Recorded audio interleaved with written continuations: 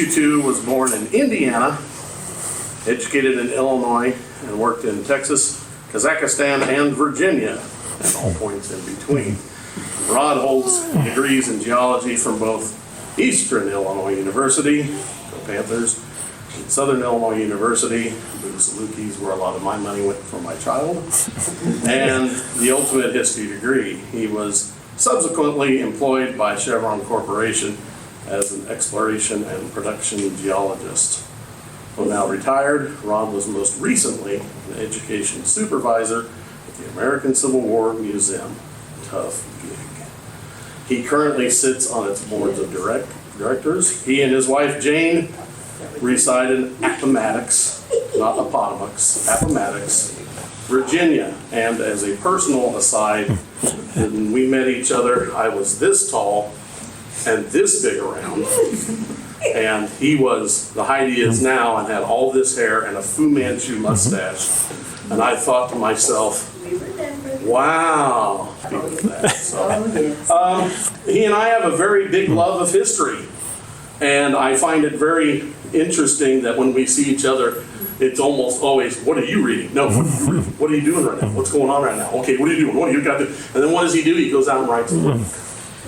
And I got this book, and I got it, and within 2 days, I had it read cover to cover, and probably sent him about 400 questions, and he answered them all. And he's going to answer some more tonight for you. So, Ron, take it away. All right.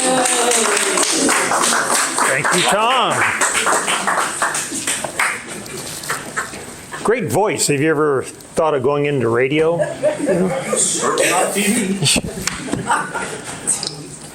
Wow. I'm glad you have a big family. Yeah.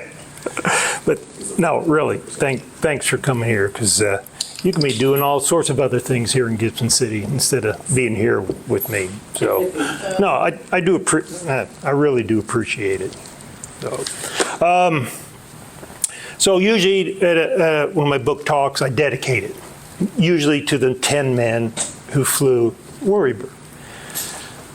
But considering we're about to celebrate our 250th birthday of this great nation, I thought, let me dedicate this to the 42 million men and women who have served this country since 1775 during times of conflict. 1.3 million of those paid the ultimate sacrifice. Okay. Their last full measure, as President Lincoln so eloquently put it.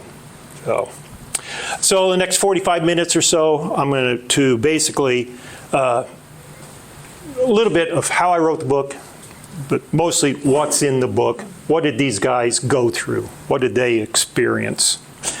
And then why I wrote the book.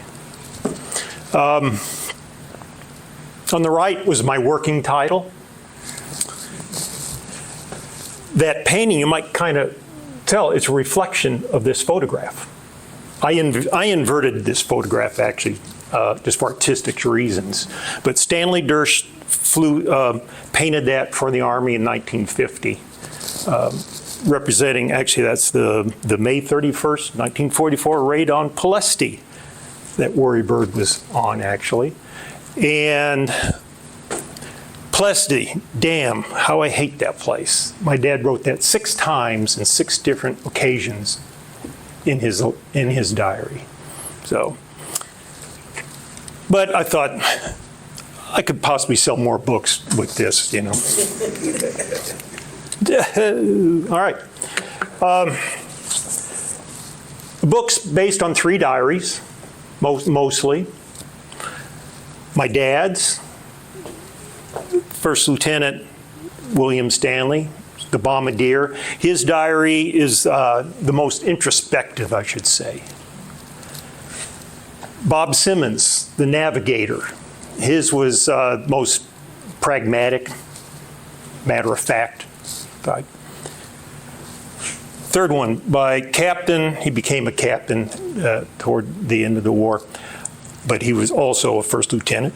Norman Blumgren, you'll hear me referred as Pop, because he is the oldest person on the plane at 26. My dad is actually the youngest officer at 20, and the youngest person in the plane is a gunner who's 19. The co-pilot, Harry Burston, he did not write a diary. The Army really discouraged anybody writing a diary, because then there's always the case you'd bring it on board with you. And if you were caught with that, you're court-martialed. I mean, pretty much just instantly, because of the security risk of what you've written. If you're shot down, it could very well be recovered. So he did not write one. Another thing that I really relied upon were the interrogation reports. After each mission, all 10 men sat down by the S2s, the intelligence officers, go through what just happened, fill out all these standardized forms. This is one deficiencies and suggestions report. The last question on one of these interrogation reports is pretty much other. You know, what other suggestions do you make? Now, let me tell you, there is some unfiltered emotions that come right through on those forms. I mean, just curse-laced expletives all over about such and such officer or general, which really impressed me, because the Army didn't go after these guys, even though they said the commanding officer is an a-hole because of what he did or whatever. So that suggestion report, whatever was written, was typed up and sent to the 15th Air Force headquarters, which is pretty impressive. And that's one from a Pulaski raid. So while I was writing this, I always kept this quote. I think it's my favorite quote from President Grant in his memoirs, which is the best Civil War book ever written, about fiction coming up in war recollections and such. He wrote that concerning the myth that General Lee took off his sword and offered it to Grant, and he declined. It absolutely did not happen. And the next time you're in Appomattox, I'll show you that sword, because it's in our museum. So I wanted the book, though it's a novel, it's a historical novel, and the historical part, I wanted it to be as true as possible. So the goal of the book really was to memorialize not only the 10 men of the Worrybird, but also the ground crew and the staff officers, all about 3,000 men that are supporting the 620 that are actually up in the air, right? Because they're kind of forgotten. Right. The narration that I put into it, that's basically based on what I read in the diaries, what sort of emotions, the fear, the pain, the anxiety that I read in the diary concerning that particular moment, I put into the narration. Right. Now, probably most of you have read this book, so you know that there's 10 men on Worrybird, but the narration also through the 11th crew member, which is Worrybird herself. So that's a little different. Well, that's a really different. Worrybird has consciousness. Not to the degree that she's talking to the crew. I mean, I'm not that crazy. But she does talk to, obviously, the other planes in the group and such. Because I wanted more of a bird's eye view of a mission, you know, other than just a single person in the plane, their narrative. So that's one of the main reasons why I brought her to life. So this is an example of the evolution of, this is one page of my dad's diary from July 9th. He had 4 pages written for that day. Again, Pulaski mission. Then I'm adding in, this is a small section of the interrogation report having to do with enemy aircraft. Goes on this mission, my dad's in the front turret with those guns, and 10 Messerschmitts come at him. Okay, so that plus the 30 other interrogation reports from the 30 other planes are on that mission. I also have Pop's diary, Bob's diary. And then what's great about, she's eventually going to go into the 449th group. And there's a 449th Association, still very active. We're going to a reunion in October in New Orleans with them. That association has written 6 books, pretty much in the 90s and the early 2000s, from the original veterans. So that all their stories, and so there'd be, on this mission, there'd be a couple stories on that. So I also gathered facts and such from those books. Newspaper.com, I'll show you an example. That and Ancestry really gave me some personal data on individuals. Obviously exactly how old they are, but what sort of job they had right before they enlisted or got drafted. So yeah, personnel data. The photograph in the background there, that is a reconnaissance photo of after this mission. What's kind of cool, yeah, you can't see Pulaski's underneath here. And you can see the terrible bombing accuracy that they had, because they were plowing up a lot of farmers' field here.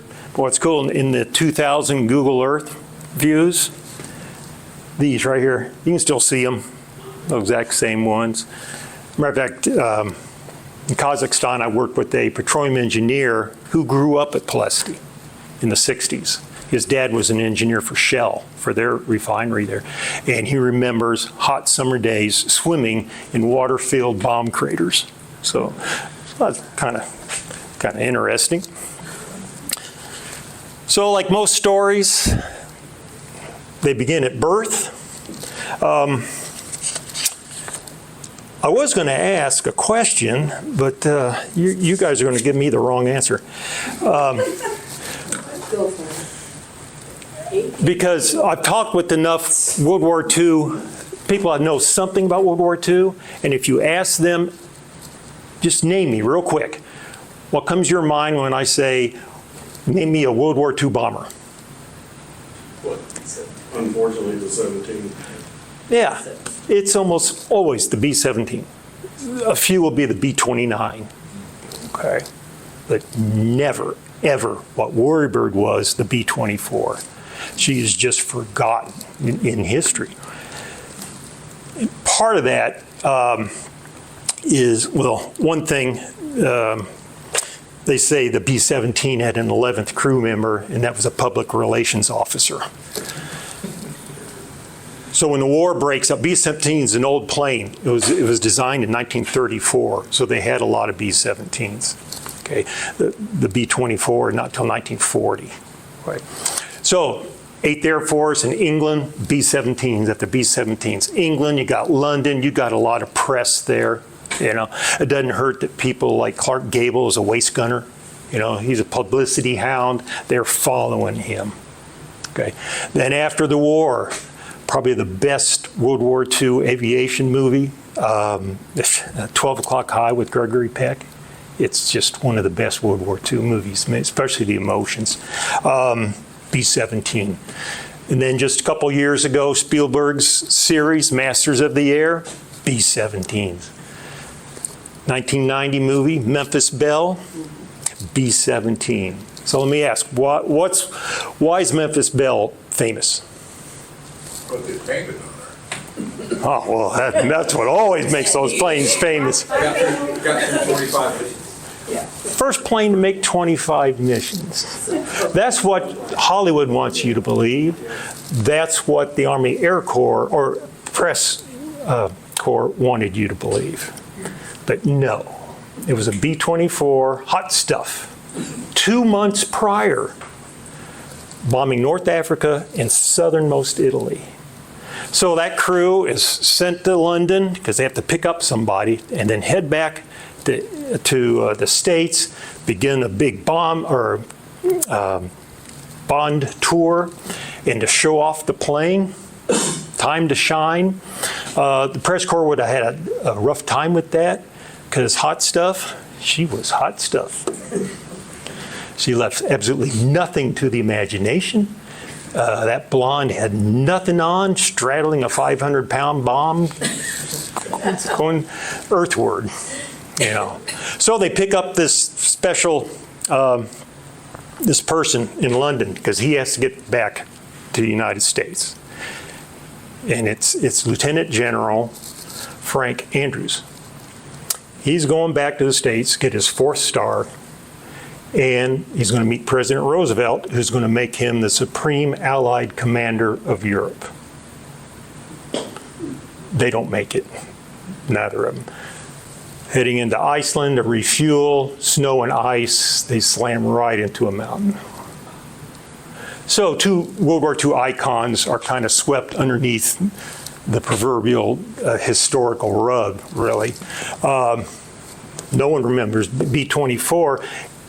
General Andrews, you're reminded of, though you might not know it, because every time Air Force One takes off, it takes off from Joint Air Base Andrews. Okay, but there's enough silver hair, no hair in the crowd that probably quite a few of us could quite possibly have been born under an Andrews presidency and not an Eisenhower. Eisenhower was the second choice of Roosevelt. So one of those what ifs of history, you know. So Worrybird is a B-24. War breaks out. It's only being made in San Diego. Consolidated Aircraft had designed her. Consolidated is going to need help because they're going to need a lot of these planes. So Douglas Aircraft builds a plant in Tulsa. The biggest plant, Consolidated builds one in Fort Worth. The biggest plant that's going to build almost half of the 18,000 B-24s is Ford, up outside Detroit. Okay, thanks to Edsel Ford. And then North American Aviation builds a plant in Dallas. Okay, North American is most popularly known for designing and building the P-51 Mustang, who is going to be escorting Worrybird. And they also build the AT-6 Texan, which was a training advanced trainer for everybody, right there, right next to where Worrybird was built. So first she's built, she's delivered to the Army Air Force February 3rd of '44. She's got to make her way to Hamilton Air Force Base in San Francisco, but there's going to be a stop first.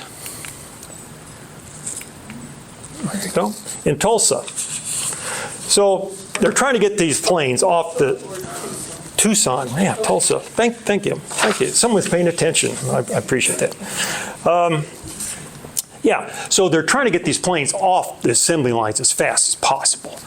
Now, there's always improvements, mainly derived from those after-action suggestion reports. That's the whole reason they put a front turret on here. That was first experimented on in this plant in Tucson. So they've got all these upgrades. Planes are sent to these modification centers. There's 24 of them in the United States, mostly in the South and Southwest. 7 of them are solely for B-24s. This is one in Tucson. Everyone here in the black and white, those are women there. You can pick that out. Jane and I were there 2 years ago. There it is today. It hadn't changed at all. Yeah. So she eventually makes her way to Hamilton Air Force Base. It's across the bay from San Francisco to pick up her crew. Okay. So those 10 men on the upper left there, they've been training for 3 months together across the Sierra Mountains in Nevada. There. They come on over in late February to pick up a plane. They're told which plane to get. All right. So those 10 men, they're a good cross-section of America. Cross-section of segregated America. right? No blacks in the bombing crews. There were Hispanics. So here's my dad here. He's a farm boy turned college student. Pop, he's a middle manager in Montgomery Wards in downtown Chicago. Harry, he's a baker in Kansas City. Bob, he's a civil servant at an airport in Pennsylvania. And then the 6 gunners, you got a couple farmers there, a railroad porter, sawmill operator, you know, just everything from all over the states thrown together. All right. Now, one thing I like to point out is Worrybird, this is just one cog in the machine of war. Okay. Now, obviously, the bird was special to me, to my dad. My dad is obviously special. But really, the story, I say, the plane, the Worrybird, nothing special. Because there's thousands of crews just like this. There's thousands of Worrybirds out there, okay? So that book, you multiply that by the thousands, all right? I asked my dad who came up with the name, and he doesn't know. He couldn't remember. But one of the officers went into town, San Francisco, bought 11 of these Worrybirds, which is a talisman type thing. You know, this is from the 42 Sears Christmas catalog. Right? Made out of a pine cone, kiwi bird. That's what the head is. This is my dad's. Okay. The pine cone's been worn down because he had that in his flight suit for 50 missions. It's going to break apart. Yeah. Photo there, I think that's in Pensacola, and I'll talk about that. The painting, they hired a out-of-work Walt Disney artist, paid him $25 for that. So I thought that was money well spent. So March 3rd, 44, they're given, Pop is given orders, take Worrybird, fly to West Palm Beach, Florida, Morrison Field. But there's one thing they've got to do first. They think they've earned a badge of honor, okay, picking up their plane. And so before they reach their ultimate destination, unknown at this time, they're going to do something because they can, they have the ability, they have the means, they're young, they have a what the hell attitude because I'm going to war. So they are going to fly underneath. I once asked my dad, weren't they afraid of getting into trouble about flying underneath the bridge? And he just gave that laugh of his and said, what were they going to do? Send us home? Point well taken.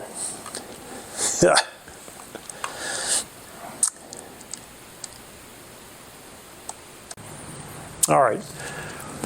So they're here in Hamilton Field. They got to get to Morrison Field there. You'd think 3,000 miles, you're over the states, it's safe. Well, it isn't, because they're going to encounter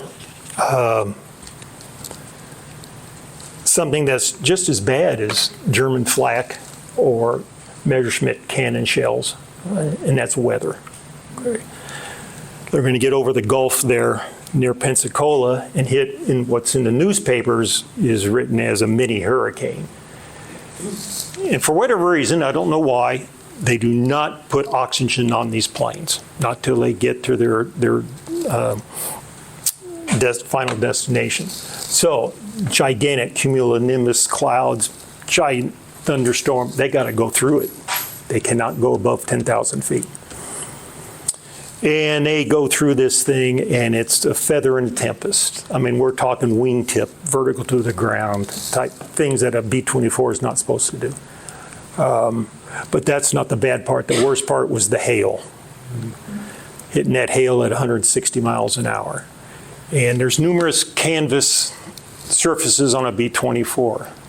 One is shrouded around the front turret, right? Kind of acts as a gasket. That is ripped off. You have 160 mile an hour tornadic gale going right through into the navigator station, okay? But then your rudder and your ailerons are canvas, and they're getting ripped to shreds. So they've got to put down fast. So they, fortunately, Pensacola, the civil airfield, not the naval base, is there. Oops, I gotta back up.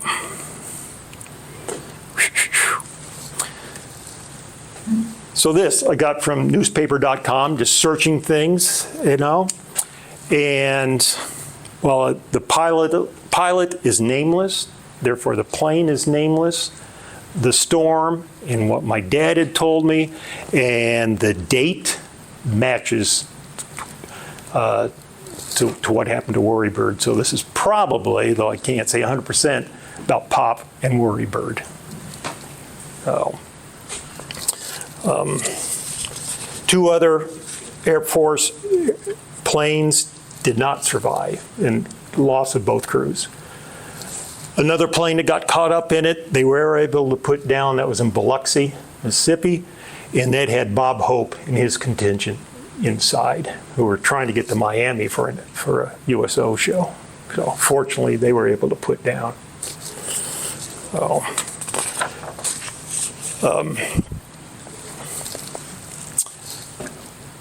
So they almost become one of these losses of an aircraft.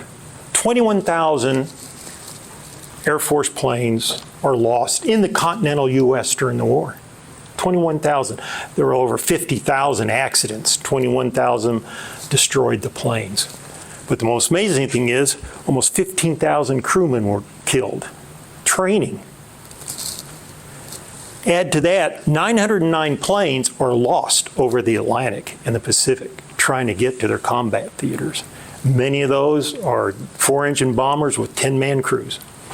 So you add it up, it's probably going to approach the 17,000 men that were lost in combat, were actually also lost here in the U.S. That was really eye-opening to me. I had no idea just how dangerous the training was. You know, it's untested crewmen, you know, with planes that are really rushed off the production line. Oh, yeah. So yeah. Now, the first death that the Worrybird air crew experiences is not in Europe. It's going to be in Lubbock, Texas.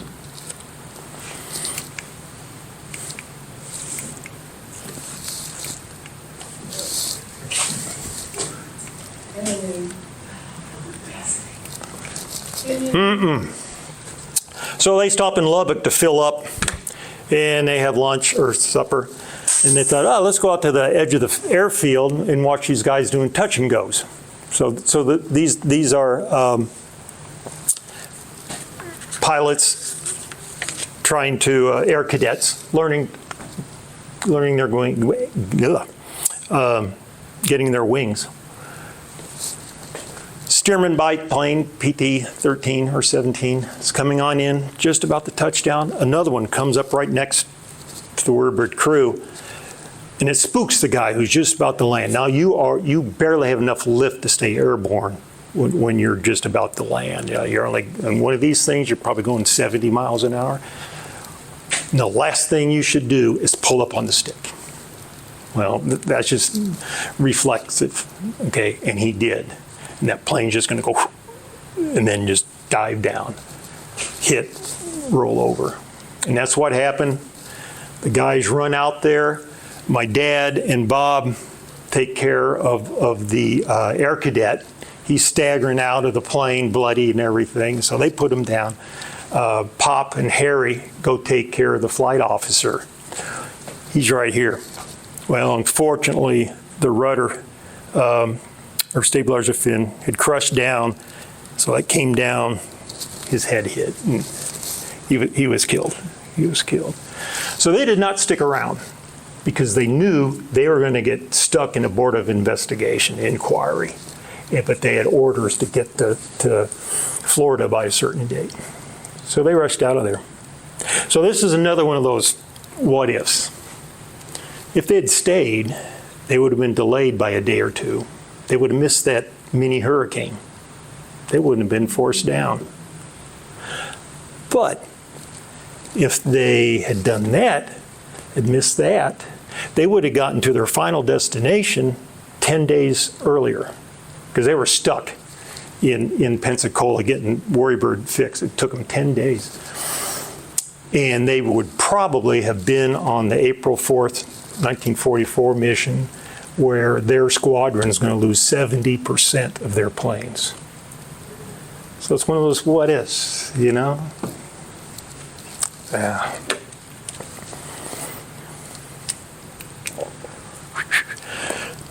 All right, so they do finally make it to Morrison Field there.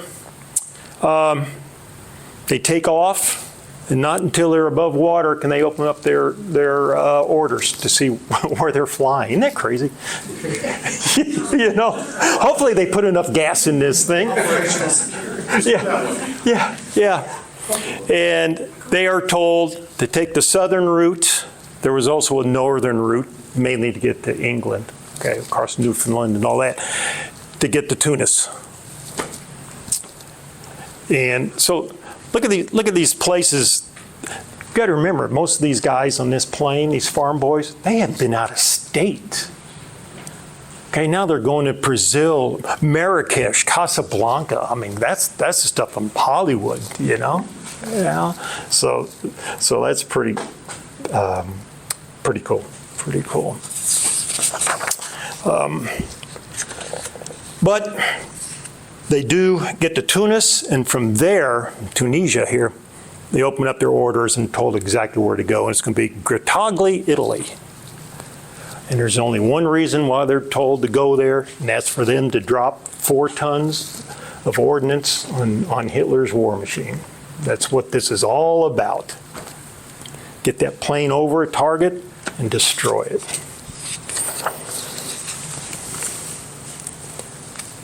So Grottaglie, yeah, part of the 15th Air Force. 15th Air Force is based in 27 different air bases. These had been previously German, Italian air bases. At the time, Germans held from here on up.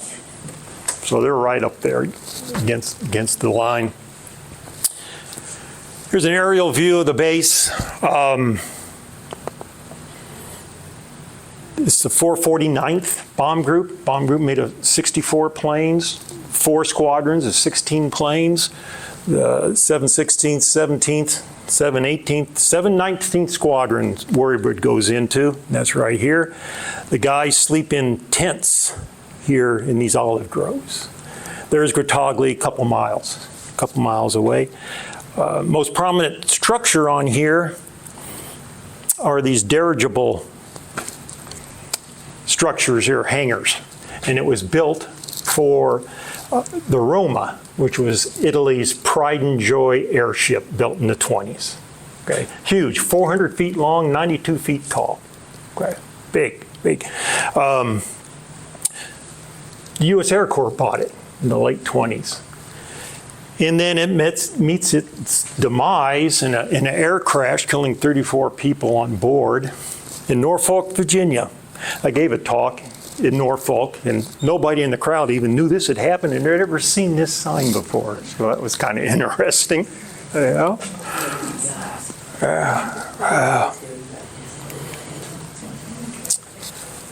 So Grottaglie living. All right. So like I said, they're in olive groves. These poor quality shots were shot by my dad, and Harry had a 35 millimeter camera.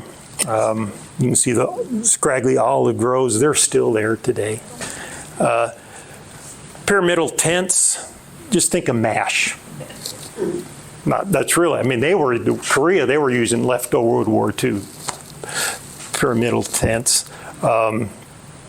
Yeah. So kind of rough living, especially compared to those in England in the 8th Air Force, who's in nice wooden or stone barracks and such. No, not here. You're lucky if you have a wooden floor. They did have one. The floor is made from wood from the bomb crates. Okay. You're kept warm by a stove that you've made out of leftover parts from the crashed German and Italian airplanes around the edges of the field. Okay. Fueled by 100-octane aviation fuel. But you are safe because you have your fuel hanging outside on the olive tree. You know, only 2 tents burnt down while my dad was there. So, yeah. First shower my dad took was in 6 weeks. Okay, there were no shower facilities except for taking whore baths in the flak. I said that again, didn't I? Yeah, flak helmets. Yeah, right. Shaving out of those too, you know. Bathroom facilities was a slit trench. Now, obviously, you put that downwind. Trouble was, where that was, I don't know if you, on the previous picture, overhead shot of Grottaglie, you saw one road going from the air base to Grottaglie. It was right there up against the road. So you're sitting up there on these steel drums that have a perfectly cut size coal cutter perched up there doing your duty, just waving at the Italians going by on the road. It's just, wow. It's just, yeah. On the right there's, yeah, you learn to love life when you can. Okay, there's my dad with a cigar and some Seagrams, and I think there's an empty Coke bottle there, so they're cutting it. That's probably during one of their egg fries with the enlisted crew. I mean, they really were a tight bunch. Okay, you know, they talk about no fraternization, you know, between non-com, but nah, here. Yeah. And sometimes the officers would go to the enlisted men's tents, and they'd have their egg fries and poker and Seagrams. When they went through Trinidad on their way over, they picked up 2 cases of Seagrams and Scotch. So forever after, my dad was always a Seagrams and Scotch man, and I know where he learned it. So this is actually a photo of the 719th planes in late February. So Worrybird's not here. It's going to take another month. So their tents, you can see some of the olive groves here, but actually where they are is right over there. I mentioned that April 4th, 44 mission that they missed. They get there April 3rd. And they stay in that tent I just showed you. That was the previous crew's tent that they bunked with that night. And let's just say 7 of these planes will not be here in the afternoon of April 4th, including the guys they shared the tent with, so they got their tent. So, yeah, tough. It's tough. So you notice there, well, one thing I do want to say, the runway, the hard stands, it's all packed caliche stone. Everything else is grass and mud, okay? And you got to remember these crews. These planes are coming back beat up. And they are fixing them up, replacing engines out here in the elements, okay? Really a tough assignment, tough. So yeah, the planes are olive gray, or olive green. Underneath, it's hard to see, it's actually a bluish gray. Okay, so from underneath, the German would look up and it would supposedly be camouflaged against the sky. And if they're above these planes, they'd look down, the green planes would be camouflaged with the green below. Well, that's just a total bunch of BS. And let my dad explain that. Our Worrybird was all drag, you know, camouflage. Suppose so we could slip in somewhere, I guess. No, I described 1,000 plane raid. I mean, here are 1,000 airplanes taking off, and then there's a constant stream going across Europe. They're not fooling anybody. Then they're going to hit a target somewhere. Just follow them. So the camouflage made no sense. And somebody said, well, let's don't paint them then. So they didn't paint them, just polished aluminum. And the planes would fly 5 miles an hour faster. Our first mission, we'd go up, all the planes were camouflaged, all olive drab. And I don't know, half a dozen missions or so, I was standing behind Pop, and I looked out the window there, and the lower group of 4 planes down there, there was a silver airplane. 1 out of 32 was a silver airplane. And he looked shiny, and the sun was shining and brightly. And I said, boy, I'd hate to be flying in that plane, because they'll zero right, fighters will just zero right in on him. They got to have an aiming plane. So yeah, I'd sure hate to be in that airplane. one of my last missions, when I was standing behind Pop again, I looked down there, and we were the only olive drab plane in the formation. And I said, let's get the hell out of here. They're shooting at us. Good to hear him laugh. Yeah. So the fact that every time you see a silver plane appear in the formation, that means an olive drab one is gone. So it just showed as a visual representation the rapid attrition of these planes. And that's the silver plane my dad saw. Silver Babe, that's the first one that came into the group. Lost over Austria in December. Oh, yeah. So what did they bomb? These are stats from the entire 15th Air Force. For Worrybird, when I tallied it up, actually about a third were refineries. A little more up there and a little less of these guys. But marshaling yards, the railroad yards, stopped the transportation of goods. Okay.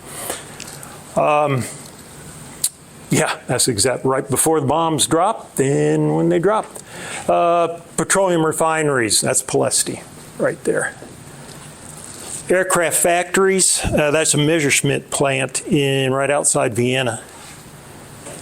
Bridges, this is the Var River Bridge. This is Nice, France, so there's the French Riviera right there.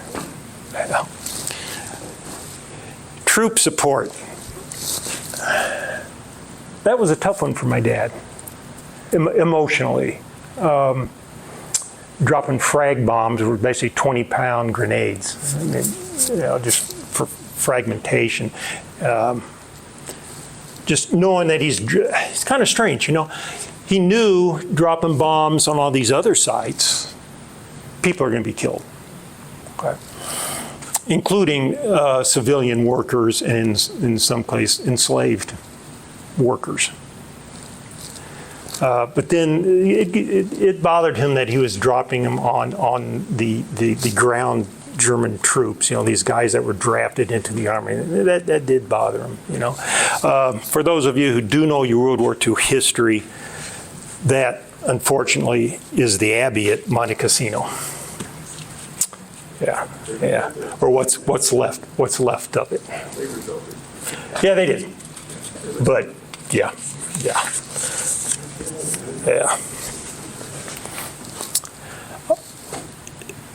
Now, thanks to my sister-in-law, Amy, my second edition of my book, I put in a map. Yeah. It does. So, I always saw a list of my dad's missions, Worrybird's missions, and it's one thing just to see a list of town names, and what country. Okay. But then when you put them on a map and you see the wide geographical distances were they flew. It just kind of blew my mind. And the other thing is, this is Allied held territory. Southern end of Italy and Corsica and Sardinia. That's it. So you're pretty much over enemy territory the whole time. And that is something I forgot when I was comparing the B-24s, B-17s. B-24 could fly further, fly faster, and carry more bombs. But you had to pay for that. One of those is the B-17 could fly 7,000 feet higher. So you're out of range of the smaller caliber flak guns. Okay. And the other thing, what made the B-24 more efficient was what's called the Davis wing. Davis was the engineer at Consolidated, a very efficient wing. But because of that, and the shape of the B-24, to quote Pop and any other B-24 pilot, the B-24 was a bitch to fly. Okay. Throughout, for about the first month in the diaries, all three diaries, we all three helped Pop out of the plane. We carried Pop to the truck or to the Jeep because his legs were all cramped up from the rudder pedals on the B-24. Now you can dial in your tabs and nice level flight and everything, but you're over enemy territory. You got to stay close, tight, and you can't do any of that. It's all manual control. You're always fighting it, staying wingtip to wingtip, and that's just a lot of rudder control. So yeah. So, but eventually his thighs were like this, you know, and it didn't bother him. Yeah. So the Germans aren't exactly sitting by and letting them fly over, you know, bomb them. So they've got their flak guns, their Fluggewehrkanone. They're 88s, they're 105s, they're 128s. Big guns, shooting 10 to 12 a minute. Okay. And then they have their Luftwaffe, their Messerschmitts, and their Focke-Wulfs. So this is a story of two planes in the 449th, Pistol Packin' Mama and the Heavenly Baby. Pistol Packin' Mama is, besides a cool song, you know, and great nose art, she made it into the comics. Right. So over Regensburg, Germany, she loses an engine. She can't keep up the same speed as the rest of the formation, so she starts trailing behind. All right. Tail end Charlie. You do not want to become tail end Charlie. For this mission, the 449th takes off, and I don't know what, a couple other groups are coming. They're over Italy trying to form up, and it was chaos. Groups were coming like this, so they scattered. So the 449th, only 15 planes make it back together, and Colonel Gent, who's in charge, says, nope, we're going to our target. It's only 15 planes. And the fighter, our fighter plane cover never rendezvoused with them. So they get to the Messerschmitt plant, and they do bomb it, and then 50 Messerschmitts come at them against 15 planes. All right. So they see Pistol Packin' Mama trailing behind some smoke, and they're going to say, oh, there's easy prey. We're going after him.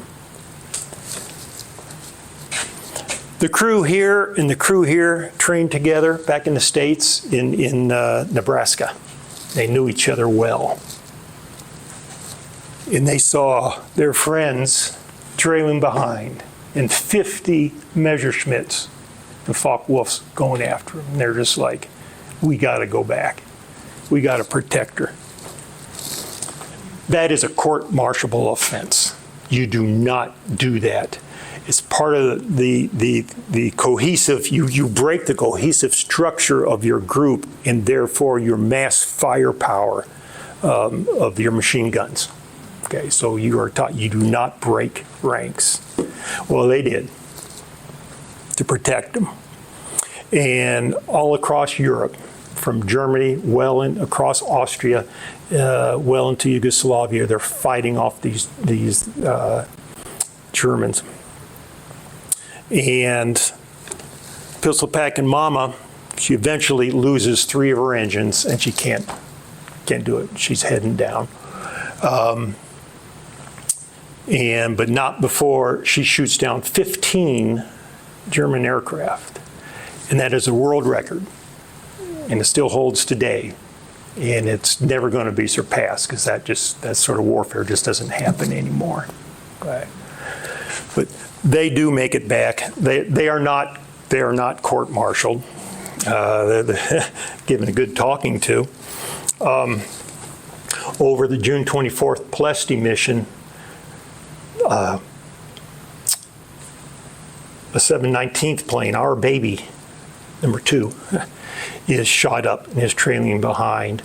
Worrybird is shot up.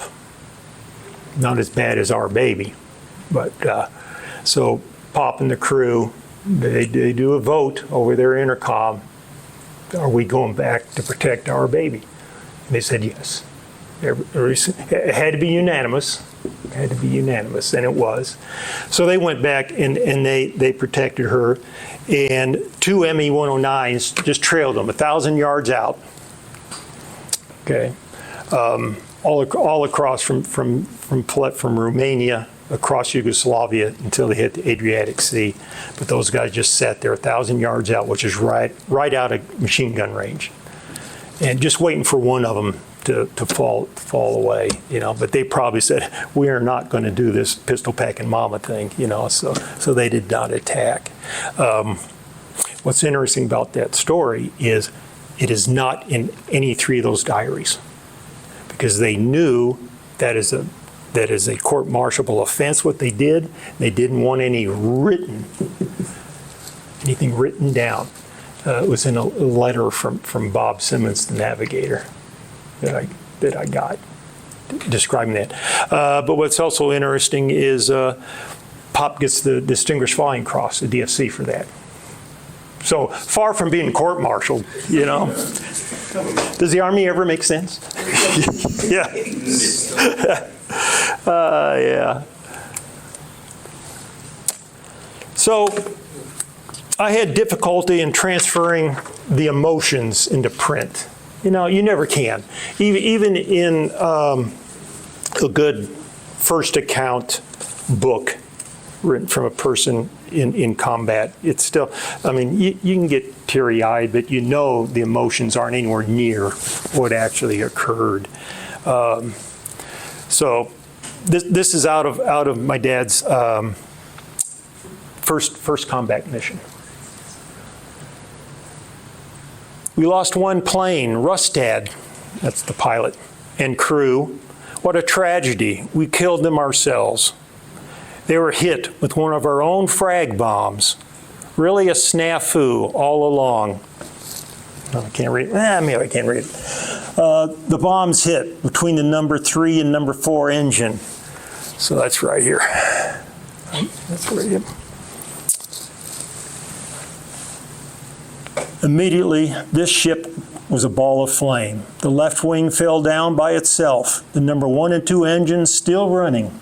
No one got out. I went through school with Bowen, the bombardier. Really a swell fella. God war as hell. That was Nancy Jane, the plane, over Budapest, and it crashed downtown Budapest. Yeah. So my dad had to invoke something from another war, the Civil War.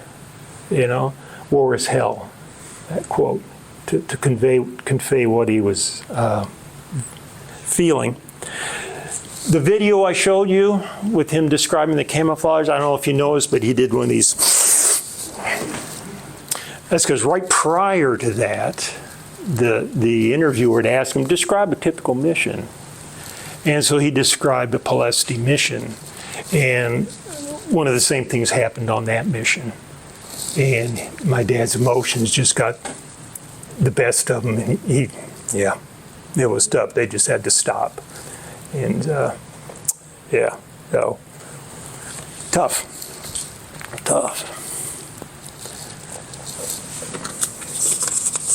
Let's see, June 6th. When I entered the war room, I really knew we were in for it. Palesti was the target. Damn, I hate that place. So anxiety, anguish, terror, it can hit you before breakfast. Okay? You're at the briefing there and you see what it's going to be. You've already been there 4 times and you know what it's going to be. So Palesti, it's the 4th most defended target, or German target in Europe. Number 1 is Berlin. Number 2 and 3 is Vienna and Munich, which they hit them numerous times too. They had 300 flak guns. Palesti has 290. Thing is, like Munich, it's 160 square miles. Palesti is 25. And those 290 guns, almost every single one of them can be aiming at your group of planes. So, tough.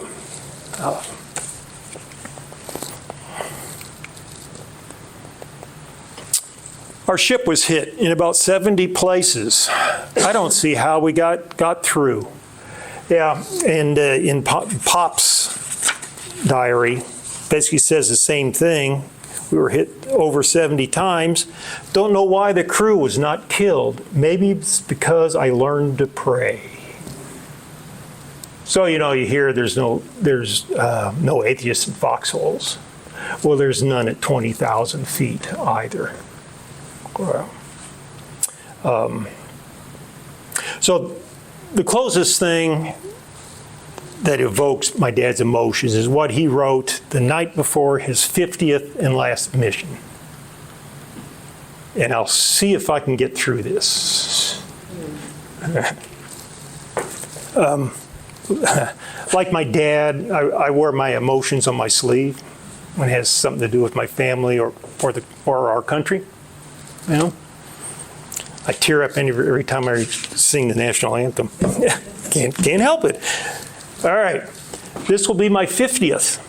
I will certainly be sweating this one. A person can't realize what a strain it is unless they go through it themselves. You're always on edge. You imagine things. Those imaginations lapse over into your dreams. Flak is horrible to experience. In a dream, it's hell. And he will, well after the war, keep having reliving that experience in his dreams. Yeah. Now, not all of his experience was bad. It's mostly 95% boredom and then 5% pure terror. Okay. So they get leave every now and then. Here's the 4 officers, Dad there, in Naples. There's my dad outside my tent with Salvatore, their Italian tent boy, who's smoking his pay there. He was paid in packs of cigarettes. The guys bought them for 5 cents at the PX. He sold them for $1. And $1 is worth a lot of money in Italy at that time. His mom washed their clothes. So the tent again. Here's Dad, Bob, and Pop in the olive groves. Pop in his Sunday's finest. They're cleaning out the tent. Here's Bob just decompressing, taking a sun bath. Late afternoon, they usually missions are usually woken up 2 to 3 o'clock in the morning.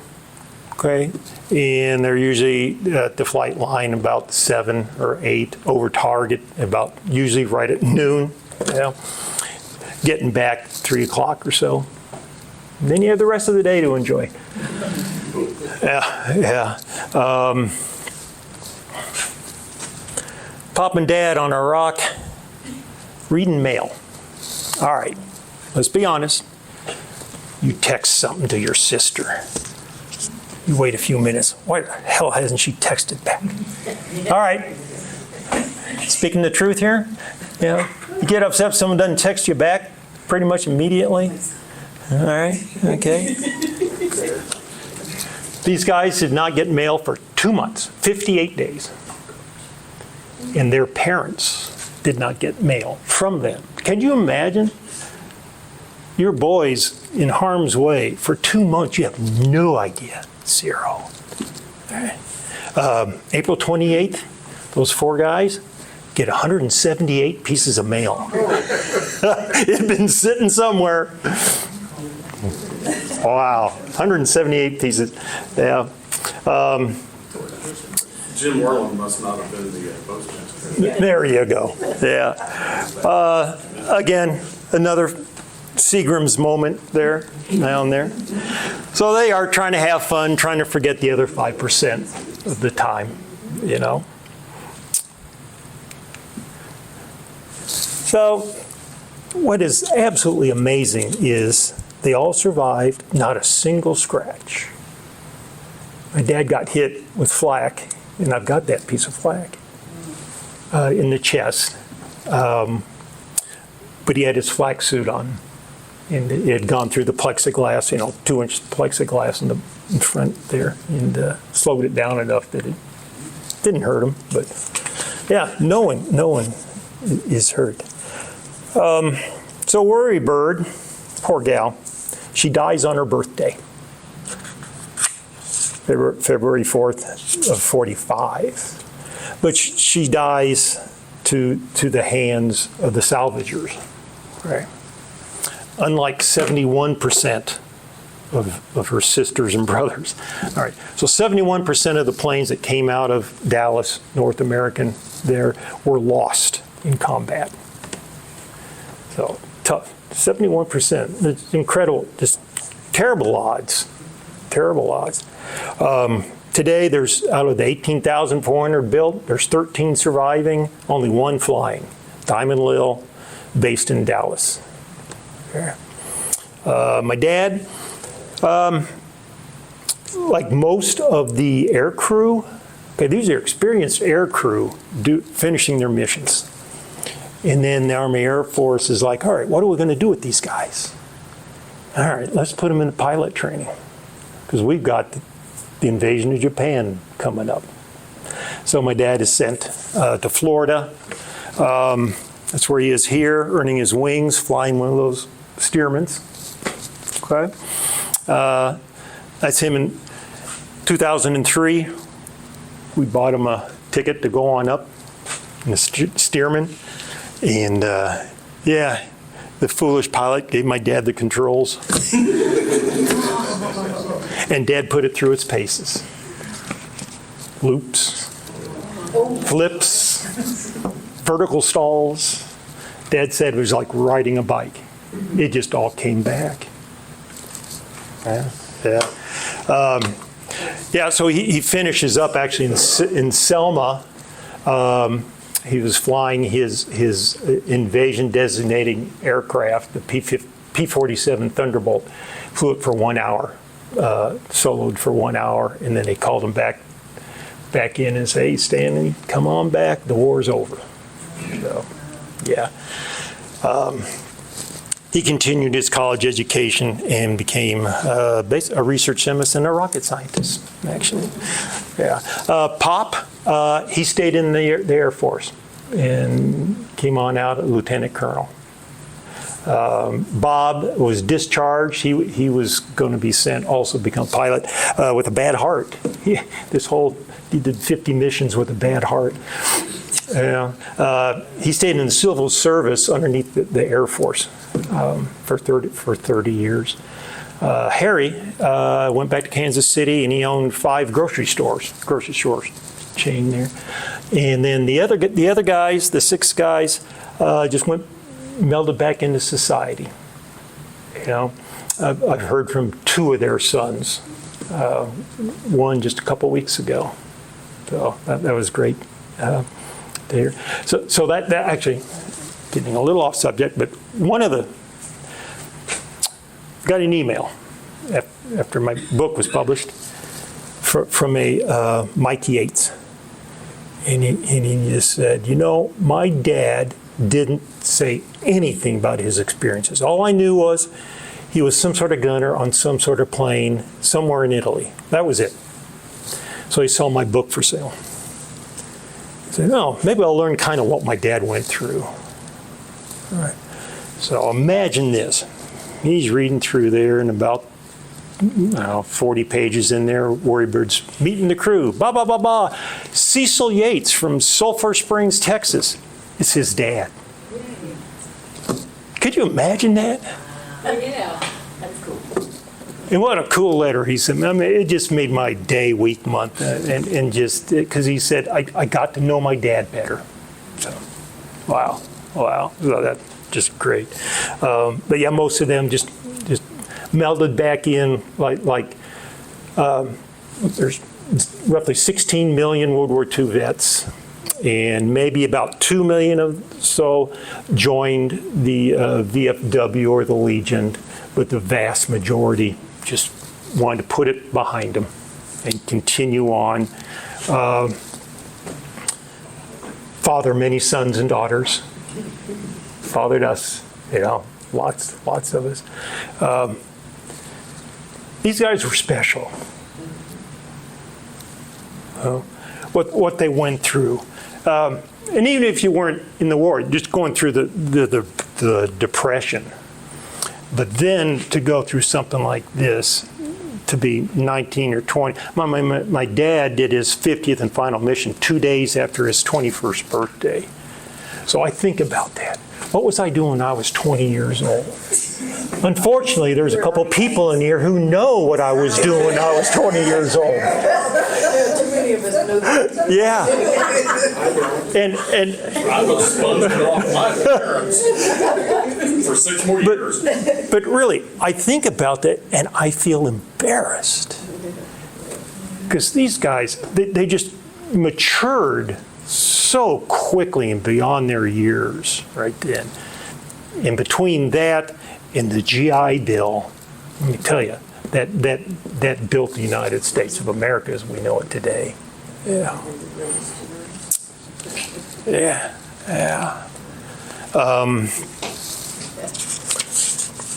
So that's kind of summed up by Oliver Wendell Holmes when he said, through our great good fortune, in our youth, our hearts were touched with fire.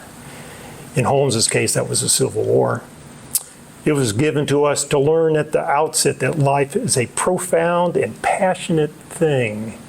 Because, you know, that gives you that sense of, well, what you're going through right now, but then you've got to remember, hell, I bombed Palestine 7 times and I went through that. This is nothing. Okay, so most things in life are relative. Yeah. So why did I write this book? The easy answer is because my dad was always saying, those diaries would make a great book. I can just see him saying that. And he always wanted to do that, but he never did.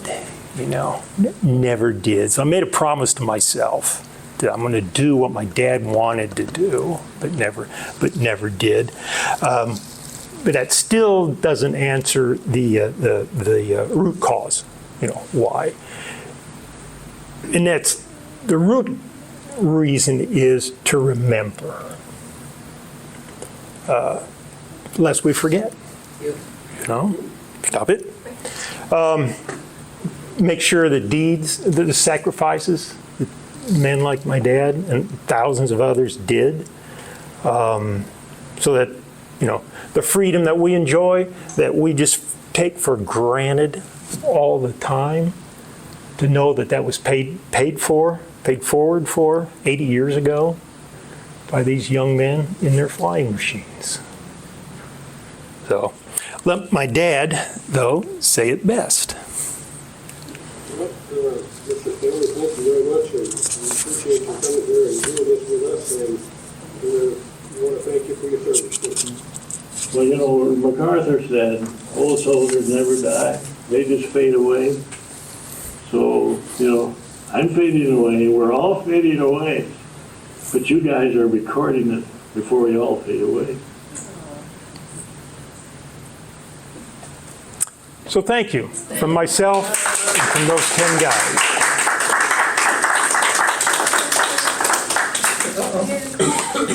A question, yes. When and where was he, and the reason why he was interviewed? Yeah. That was 2008, a Smithsonian Veterans History Program. So they, project, right. They'd kind of done the same thing, believe it or not, with Civil War veterans. Well, obviously, in print, okay. Then the same thing with slave narratives, did that. I'm not sure they ever did it with World War I. I've never seen that. They may have. But then in 2008, they decided to, okay, we're going to go out and try to interview as many World War II veterans. And that was done in Aiken, South Carolina, and some from newspaper from Augusta, Georgia came out. My dad interviewed them, and so all those interviews are in the Library of Congress. You can search, and yeah, pretty impressive.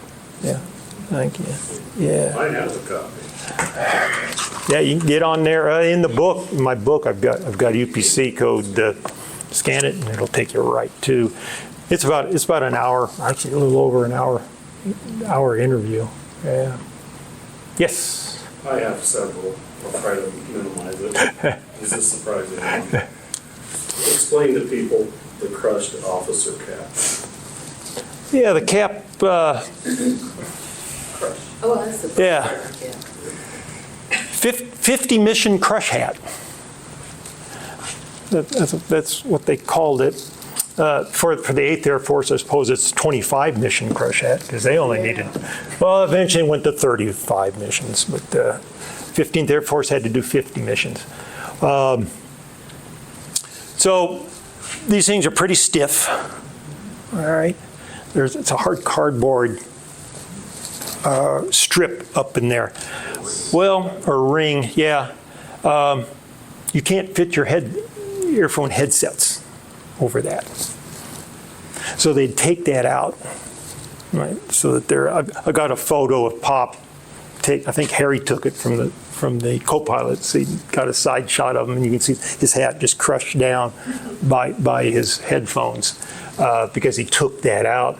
So it's crush hat. And you could also fold it up easy and put it in your pocket too. You know. Partially a spring decor. They were doing it kind of from their and also the regular army, because they're like, we are airmen, we're better than you. Yeah.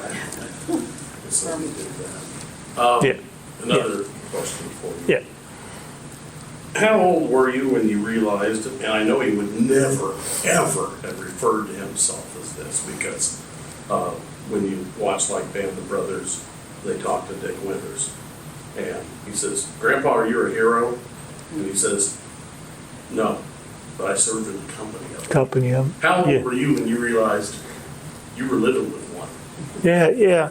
You know, that was a slow progression. I guess as one matures, you finally realize really what early on, oh, he flew an airplane, cool, oh, he's in the war, and then you start seeing war movies and such, and then you start reading, especially diaries. That was my favorite thing to read from any of the wars, the combatants' diaries, and you realize what these guys went through, and then one of those guys was my dad.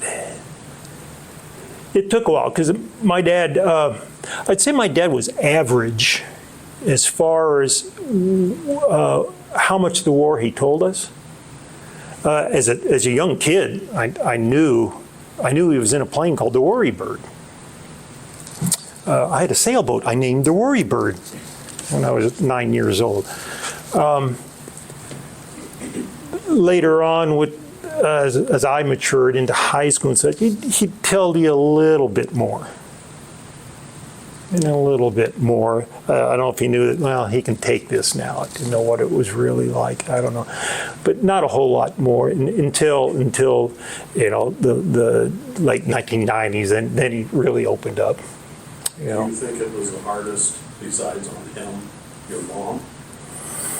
When it was, That's they were both older and it was all really coming back to him? yeah, part of, you know, that also gets, when I told you, when he says that it is hell in your dreams. So that gets into my dad's, I guess you could say, PTSD. He never admitted it. He's just one of those proud Kansas Methodists.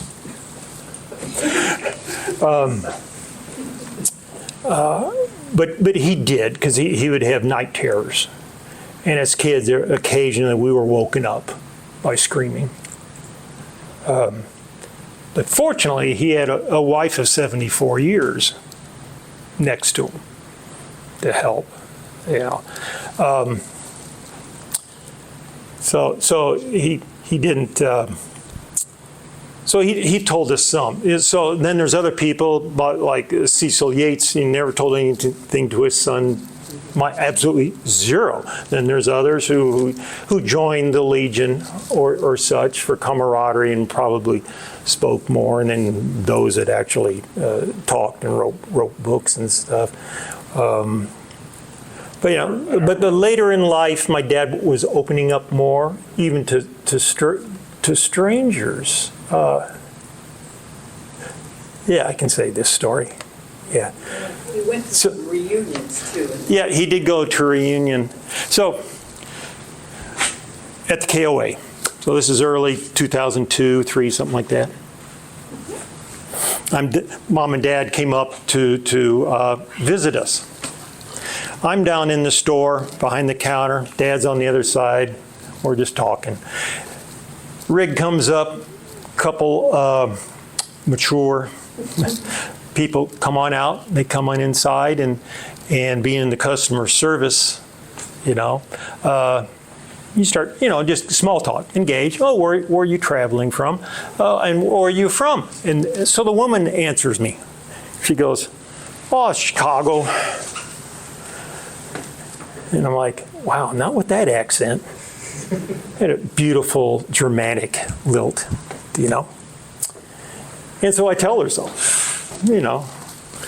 I said, no, you weren't originally from Chicago. You know, I lived there long enough, you know.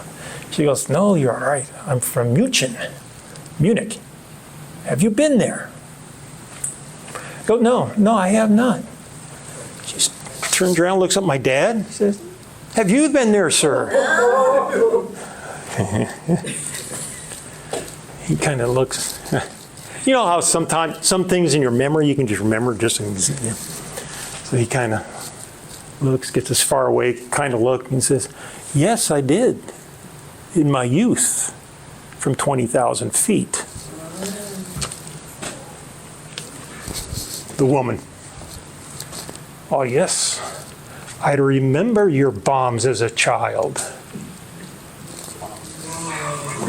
So all of a sudden I'm like, all right, I'm opening up the cash drawer, about to give them back their money, you know. And so all of a sudden, wow, look at my dad. He's tearing up. And of all the things he can say is, I'm sorry. I'm sorry I bombed you. And she goes, oh, no. You had to do it. Had to be done. Herr Hitler had to be stopped. All right. So here's a case where you do reveal your memories, and it helps. Because my dad's was in many parades or events and things. He'd wear his 50 Mission Crush hat, you know. Hundreds of people told him, thank you for your service. all that combined did not equal the relief I saw on my dad's face. Because he was forgiven by someone that he could have easily killed, you know? And I like to think it was about right then that his night terrors ceased. Or certainly dropped off, you know? So sometimes spoken memory, it's a real powerful thing. Wasn't that Jimmy Stewart in England? He was part of this group. Yes.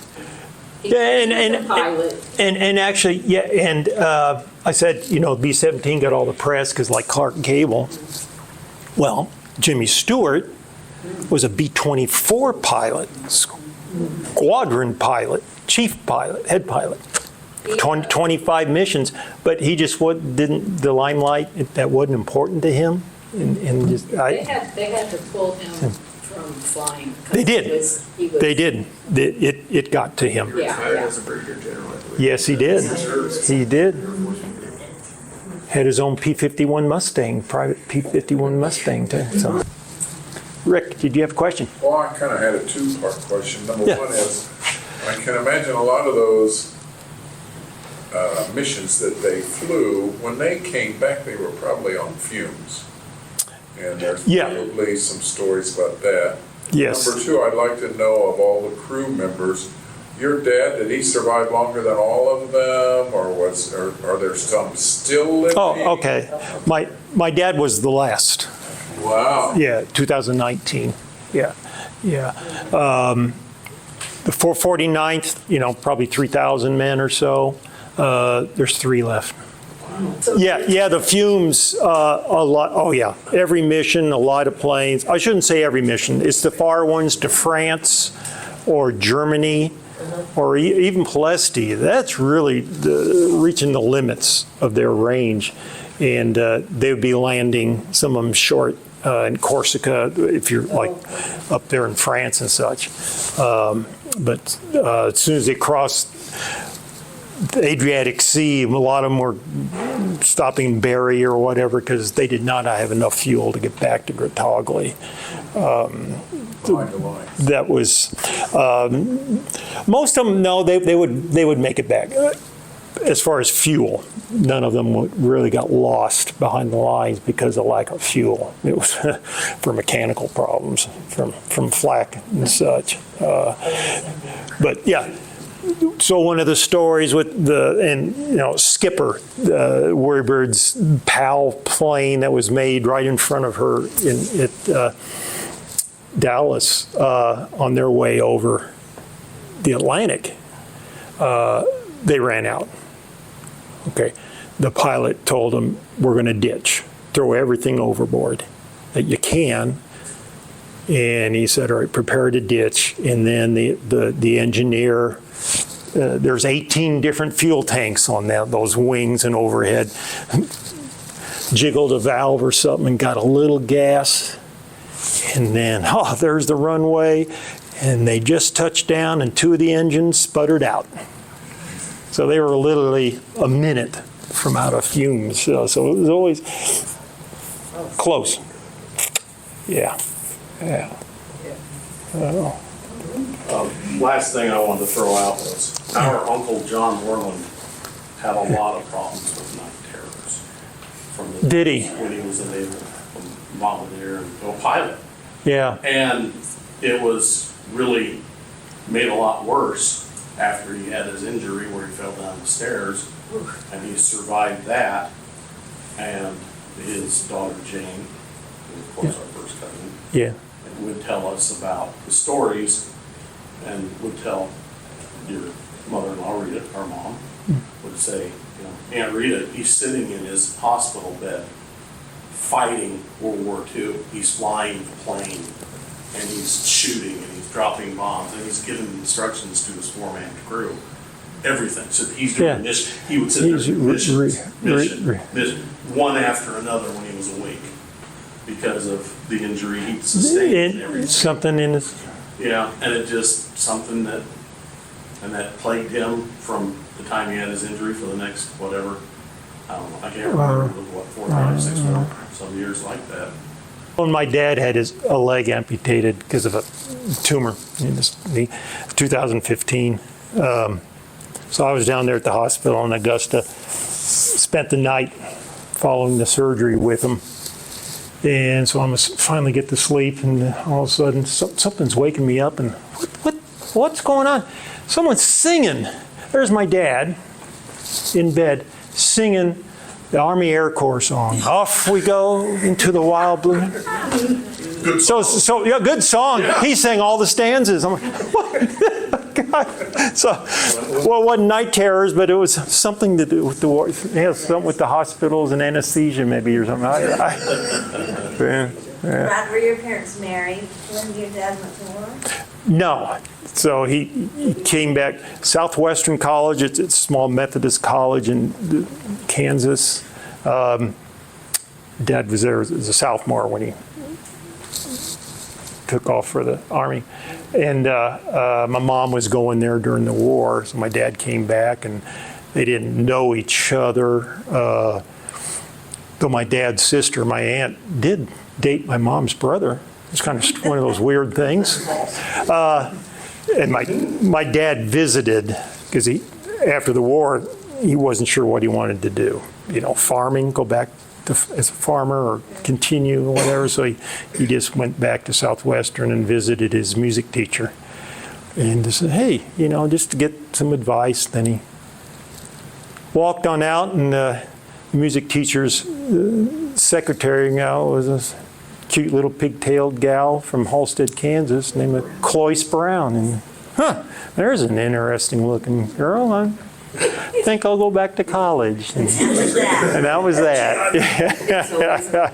They dated 6 months and they were married. Wow. Yeah. Well, had to get on. 4 years. Yeah.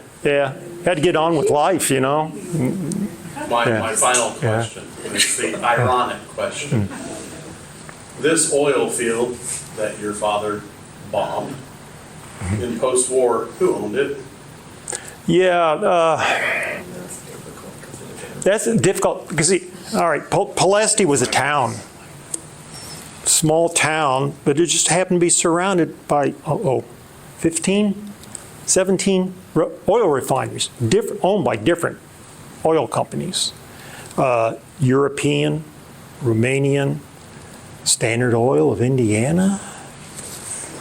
Who worked for Standard Oil in Indiana, Ron? So like, side shoot there. So my dad is Kansas State, surviving, 2 kids, wife, surviving on a GI Bill, $70 a month, Gets this job. Standard Oil offers him a job as a research chemist. $4,000 and something dollars, And it's just like, wow, we're in the money now. But I asked him, I specifically asked him, Dad, did you ever think about Standard Oil and Palesti? And he goes, yes. I had to do some soul searching. Because here I was not that many years ago bombing the very company I'm going to be working for. And he had to square that, which he did.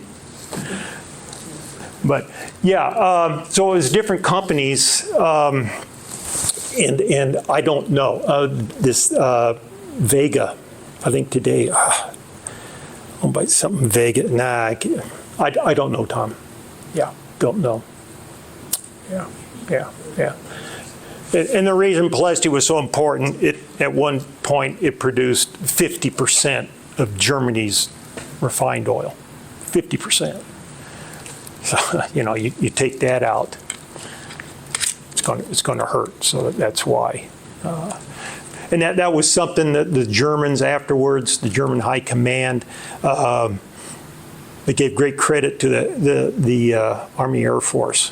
It was one of the main reasons that defeated Germany. But they really blasted our prioritization of targets. They said, you guys really fouled up. What, the Germans said that about Yes. They just said, why do these towns, why do these factories No, you should, day one should have been oil, oil, oil.